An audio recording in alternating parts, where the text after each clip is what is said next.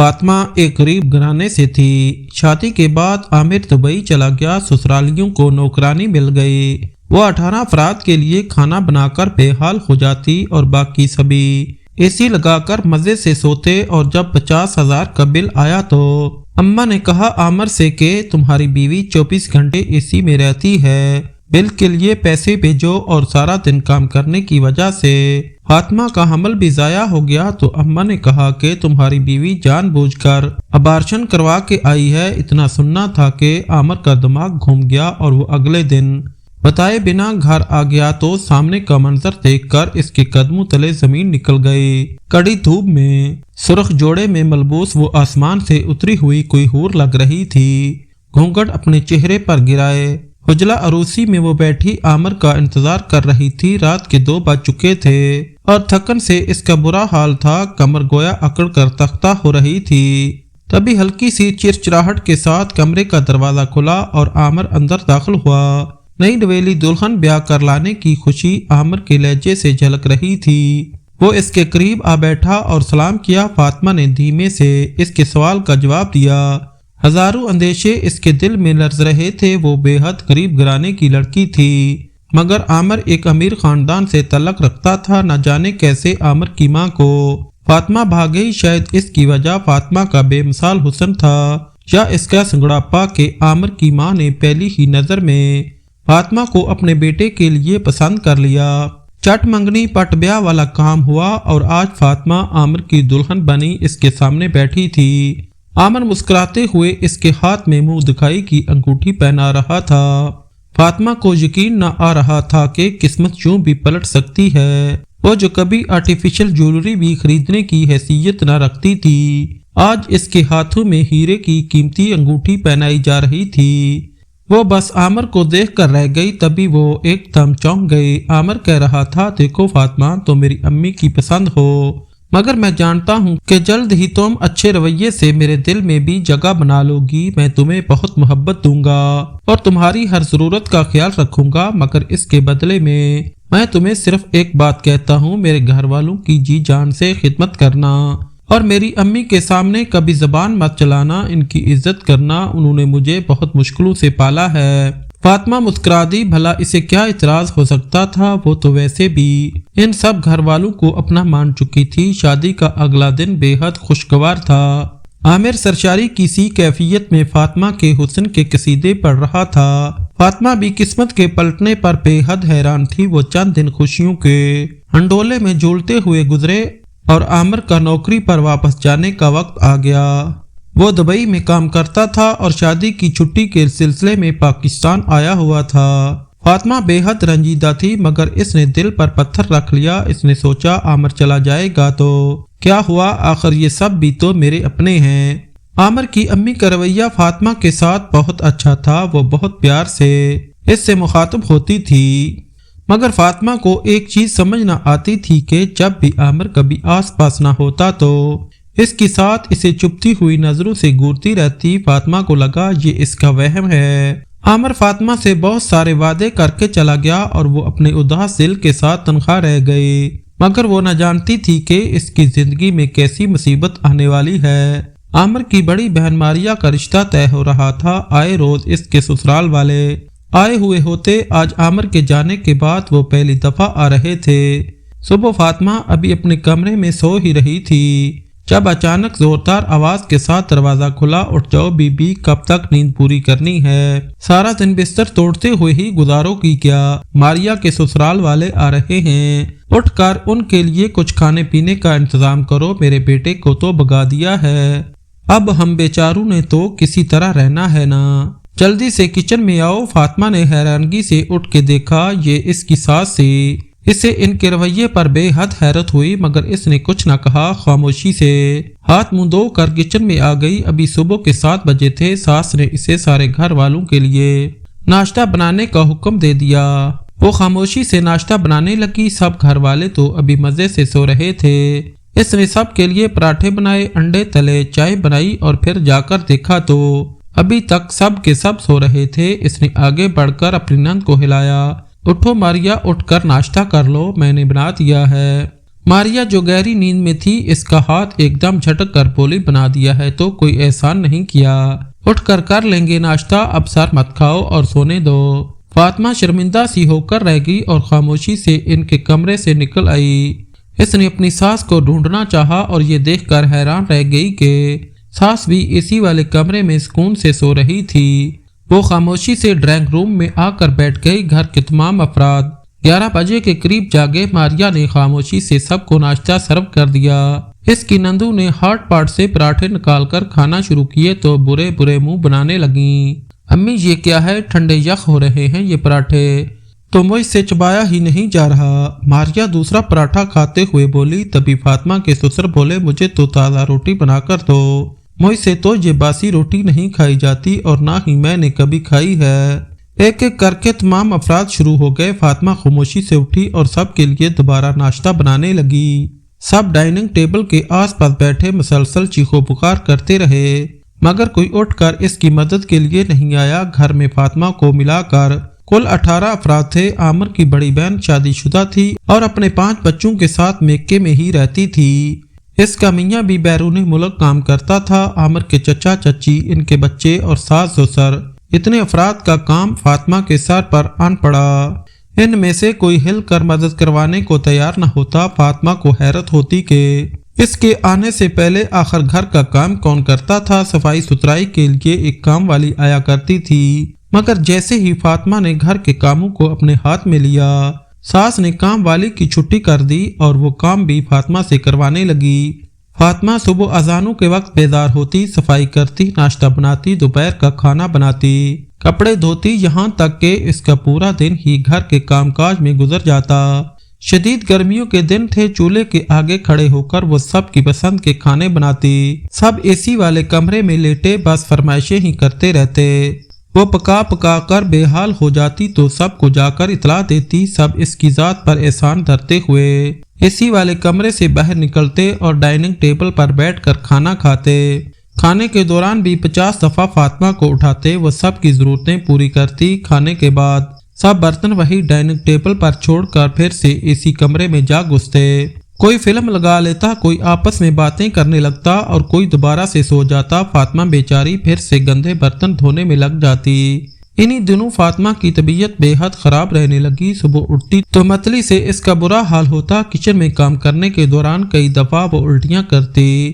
ساس کی جانچتی ہوئی نظروں نے بھانپ لیا کہ معاملہ کچھ اور ہے مگر انہوں نے فاطمہ کے سامنے نام تک نہ لیا۔ ایک روز فاطمہ کی امی اتفاق سے اس سے ملنے آئی تو فاطمہ نے ان سے اپنی خراب طبیعت کا ذکر کیا۔ وہ چونک گئی اور اسے لے کر قریبی لیڈی ڈاکٹر کے پاس چلی گئی۔ لیڈی ڈاکٹر نے معائنہ کیا تو خوشخبری سنائی کہ فاطمہ حاملہ ہے۔ فاطمہ تو حیران ہی رہ گئی، اتنی بڑی خوشی اس کی زندگی میں آ گئی اور اسے پتہ ہی نہ چلا۔ اس خوشگوار حیرت میں ڈوبے ہوئے وہ گھر واپس آئی۔ ڈاکٹر نے آرام کرنے اور کھانے پینے کا مشورہ دیا تھا۔ بقول اس کے فاطمہ میں خون کی شدید کمی تھی۔ فاطمہ کی امی نے گھر آ کر فاطمہ کی ساس کو بتایا کہ فاطمہ حاملہ ہے اور ڈاکٹر نے اسے آرام کرنے کا مشورہ دیا ہے۔ بہتر یہی ہے کہ آپ کوئی کام والی رکھ لیں۔ فاطمہ کی ساس نے بے حد خوشی کا اظہار کیا اور کہنے لگی ہاں ہاں بہن، یہ تو میری بیٹیوں جیسی ہے، بھلا میں اس سے اس حالت میں کام کیوں کرواؤں گی، میں آج ہی کسی کام والی کا بندوبست کرتی ہوں۔ فاطمہ کی امی مطمئن ہو کر چلی گئی۔ فاطمہ جیسے ہی کمر سیدھی کرنے کے لیے بیڈ پر لیٹی، اس کی ساس آ پہنچی۔ فاطمہ کچھ مہمان آئے ہیں، اٹھ کر ان کے لیے چائے کا بندوبست کرو اور زیادہ لیٹنے کی ضرورت نہیں ہے۔ اس حالت میں کام کاج کرنا ویسے بھی صحت کے لیے اچھا ہوتا ہے۔ میں نے بھی بھرے پورے سسرال میں رہتے ہوئے 10 بچے پیدا کیے ہیں، تم کوئی انوکھا بچہ نہیں پیدا کر رہی کہ بستر سے لگ کر لیٹ گئی ہو۔ فاطمہ حیرت سے ان کی جانب دیکھتی رہی مگر کچھ نہ بولی اور خوشی سے اٹھ کر مہمانوں کے لیے چائے کا انتظام کرنے لگی۔ اس کے حاملہ ہونے کی خبر سے گھر والوں کو کوئی فرق نہ پڑا، انہیں تو کام کاج کے لیے نوکرانی چاہیے تھی، اس لیے وہ غریب گھرانے کی لڑکی بیاہ کر لائے تھے۔ فاطمہ خراب طبیعت کے باوجود سارا دن کام کرتی رہتی، آخرکار اس کی ہمت جواب دینے لگی۔ اس رات جب عامر کا فون آیا تو اس نے کوشش کی کہ وہ اسے بتا دے کہ گھر میں کام کاج کی زیادتی سے وہ پریشان ہو رہی ہے، لیکن جیسے ہی اس نے عامر کو یہ کہا کہ اس کی بہنیں کچن میں اس کی مدد نہیں کرواتی تو عامر اچانک غصے میں آ گیا۔ میں اتنی دور بیٹھا تم سب کے لیے دن رات کام کر رہا ہوں اور تم لوگ ہو کے چھوٹی چھوٹی گھریلو باتیں ہر وقت مجھے بتا کر پریشان کرتی ہو۔ میری بہنیں آج ہیں، کل کو وہ رخصت ہو کر اپنے گھر چلی جائیں گی۔ تم اگر تھوڑا سا کام کر ہی لیتی ہو تو اس میں برائی ہی کیا ہے؟ عامر کی بات پر فاطمہ ہکا بکا رہ گئی، جسے وہ تھوڑا سا کام کہہ رہا تھا۔ ان کاموں میں وہ صبح 6 بجے سے لے کر رات 12 بجے تک مصروف رہتی تھی۔ اس نے جان لیا کہ عامر کو شکایت کرنے کا کوئی فائدہ نہیں۔ ساس اور نندو کا رویہ بد سے بدترین ہوتا جا رہا تھا۔ وہ اسے بالکل کسی نکرانی کی طرح برتاؤ کرتے۔ فاطمہ کو اب سمجھ آ رہی تھی کہ وہ ایک غریب گھرانے سے لڑکی کیوں بیاہ کر لائے۔ انہیں صرف گھر کے کام کاج کے لیے ایک نوکرانی چاہیے تھی۔ فاطمہ کپڑے دھونے کے لیے مشین لگاتی تو صبح سے لے کر شام ہو جاتی۔ عامر کی شادی شدہ بہن اپنے بچوں کی چھوٹی موٹی نکریں بھی خود نہ دھو سکتی تھیں، وہ بھی لا کر فاطمہ کے حوالے کر دیتی کہ انہیں دھو دو۔ فاطمہ کپڑے دھو دھو کر ہلکان ہو جاتی، مشین بند کرتی، اندر جا کر بیٹھی تو ساس کو یاد آ جاتا کہ کھانا تو کسی نے بنایا ہی نہیں۔ فاطمہ کو 2 منٹ بھی بیٹھنے نہ دیتی اور کچن میں بھیج دیتی۔ رات جس وقت تھک ہار کر وہ اپنے کمرے میں جاتی تو اس کے ایک ایک جوڑ میں درد ہو رہا ہوتا۔ اس دوران اسے خیال نہ رہتا کہ اس نے عامر سے فون پر بات کرنی ہے۔ فون اٹھاتی تو عامر کی کئی مس کال آئی ہوئی ہوتی۔ وہ اسے کال بیک کرتی تو وہ فون اٹھا کر شدید غصہ کرتا۔ تم کیا کرتی رہتی ہو؟ سارا دن تمہارے پاس اتنا بھی وقت نہیں ہوتا کہ میں تمہارے آرام کی خاطر ہی یہاں پردیس میں خوار ہو رہا ہوں، مگر لگتا ہے کہ تمہیں مجھ میں کوئی دلچسپی ہی نہیں ہے۔ وہ غصے میں فاطمہ کو سنانے لگ جاتا۔ فاطمہ دونوں جانب سے پس رہی تھی۔ اسے لگ رہا تھا کہ شادی کر کے اس نے کوئی توق اپنے گلے میں ڈال لیا ہے۔ شوہر کے ساتھ مناسب وقت نہ گزارنے کی وجہ سے ان دونوں کے درمیان بہت فاصلہ تھا۔ اسی فاصلے کا فاطمہ کی ساس خوب فائدہ اٹھاتی، عامر کو فون کر کے جھوٹی سچی باتیں فاطمہ کے خلاف کرتی جنہیں وہ سچ مان لیتا۔ وہ شریف لڑکا تھا، فاطمہ سے اس چیز کی باز پرس تو نہ کرتا، لیکن دل ہی دل میں فاطمہ سے شکوہ ضرور کرتا۔ ایک روز فاطمہ کی ساس ڈرائنگ روم میں بیٹھی ٹی وی دیکھ رہی تھی جب باہر سے ان کی چھوٹی بیٹی ماریا اندر داخل ہوئی۔ اس کے ہاتھ میں بجلی کا بل تھا اور اس کے چہرے پر ہوائیاں اڑ رہی تھیں۔ امی یہ دیکھیں، پورے 50,000 بل آیا ہے بجلی کا، اگر بھائی کو پتا چلا تو وہ سخت غصہ کریں گے۔ انہوں نے جاتے وقت کہا تھا کہ انہیں کاروبار کے لیے رقم جمع کرنی ہے، اس لیے ہم اپنے اخراجات ذرا کم کریں۔ ماریا کی بات پر اماں چونک پڑی اور بل اس کے ہاتھ سے لے کر دیکھنے لگی۔ ان کے چہرے پر سوچ کی پرچھائیاں واضح نظر آ رہی تھیں۔ تبھی اچانک ان کے ذہن میں ایک خیال آیا اور ان کے چہرے پر مسکراہٹ دوڑ گئی۔ انہوں نے ماریا کی جانب دیکھا اور کہنے لگی، ذرا عامر کو فون ملا کر تو دینا۔ ماریا نے نہ سمجھنے والے انداز میں موبائل نکال کر عامر کو کال لگا دی۔ جیسے ہی عامر نے فون اٹھایا، اماں شروع ہو گئی، ہائے میرا معصوم بچہ، پردیس میں دن رات کام کر کے کما رہا ہے مگر تمہاری محنتوں کا کوئی صلہ نہیں۔ مجھ سے بڑی غلطی ہوگی، مجھے معاف کر دو۔ میں اس لیے غریب گھرانے کی لڑکی بیاہ کر لائی تھی کہ وہ روپے کی قدر کرے گی، مگر فاطمہ تو اس قدر فضول خرچ ہے کہ یہ تو تمہیں کنگال کر چھوڑے گی۔ عامر کو کچھ سمجھ نہ آ رہا تھا کہ اماں کیا کہہ رہی ہیں۔ تبھی اس نے کہا، اماں ہوا کیا ہے بتائیں تو صحیح، کیا کر لیا فاطمہ نے؟ اماں نے مسکرا کر ماریا کو دیکھا اور کہنے لگی، کرنا کیا ہے بیٹا، سارا دن اے سی لگا کر کمرے میں پڑی رہتی ہے، اگر میں کچھ کہتی ہوں تو رونے لگ جاتی ہے کہ میں حاملہ ہوں، مجھ سے کوئی کام نہیں ہوتا اور گرمی زیادہ لگتی ہے۔ اس کی حالت کی وجہ سے میں بھی زیادہ سختی نہیں کرتی، مگر حقیقت تو یہ ہے کہ دیر رات اے سی چلانے کی وجہ سے بجلی کا 50,000 بل آ گیا ہے۔ تمہارے ابو کے پاس تو پیسے ہیں نہیں، تم ہی کو پیسے بھیجنے پڑیں گے۔ بل کی رقم سنتے ہی عامر کے 14 طبق روشن ہو گئے، لیکن وہ اب کیا کر سکتا تھا؟ اس نے ماں کو تسلی دی کہ وہ پیسے بھیج دے گا، مگر اس کے دل میں فاطمہ کے خلاف ایک گرہ سی لگ گئی۔ اگلے دن جب صبح گھر میں فاطمہ کے سوا تمام افراد سو رہے تھے تو بڑی نند کے سسرال والے آدھم کے فاطمہ نے جا کے سب کو اٹھایا تو سوجی ہوئی آنکھوں کے ساتھ سب اٹھ تو گئے، لیکن سب کے ہی موڈ خراب تھے۔ ماریا کے سسرال والے چاہتے تھے کہ انہیں حلوہ پوری کا ناشتہ کروایا جائے۔ بیچاری فاطمہ کی ہی شامت آئی جب ساس نے اسے حکم دیا کہ سارے کام چھوڑو، पहले मारिया के ससुराल वालों के लिए शानदार हलवा पूरी बनाओ।